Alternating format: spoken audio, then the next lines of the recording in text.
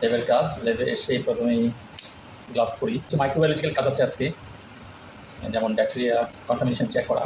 গ্রুপে দিয়েছিলাম টিএসবি পড়াতে। এখানে দেখা যাচ্ছে যে অনেক গ্রোথ চলে আসছে। 80 ডিগ্রি থেকে ইলেকট্রোফোরেসিসটা ইভালুয়েট করেছি দেখার জন্য যে রিয়েলি এই যে গ্রোথটা এসেছে এটার মধ্যে কোনো কন্টামিনেশন আছে কিনা। আগার প্লেটে নিয়ে স্ট্রেকিং করব। অলরেডি এই প্লেটটা কন্টামিনেটেড, সুতরাং এটা ডিসকার্ড করে দিব।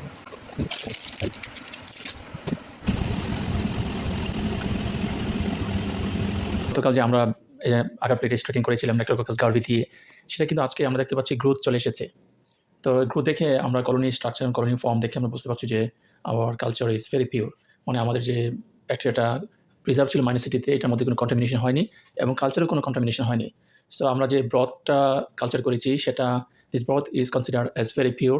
অ্যান্ড এরপরে আমরা সেটা ফার্দার স্টেপে যাব, মানে ব্যাকটেরিয়ান তৈরি করতে আমরা যাবো, ব্যাকটেরিয়ান্স।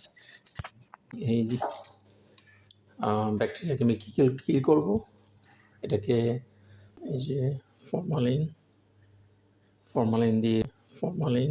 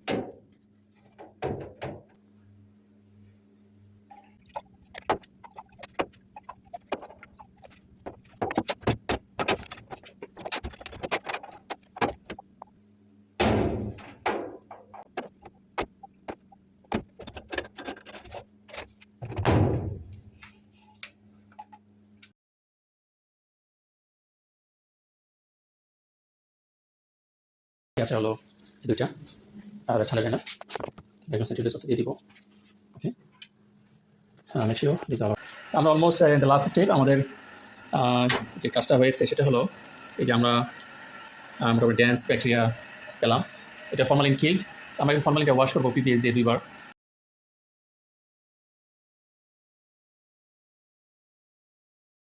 So this will be the last wash.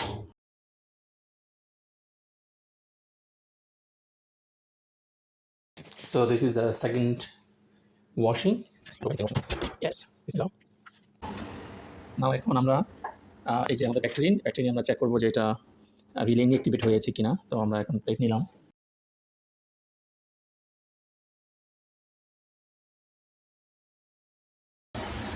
So this is all done. We have level here, bacteria, to check the contamination. Okay, সুতরাং আজকে কিন্তু কোনো ব্যাকটেরিয়া আসে নেই। No bacteria has been grown over it. তাই আমরা বলতে পারি যে কনফার্ম যে ব্যাকটেরিয়া নেই।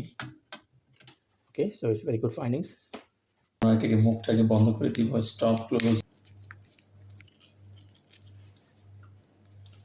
Okay, and put into the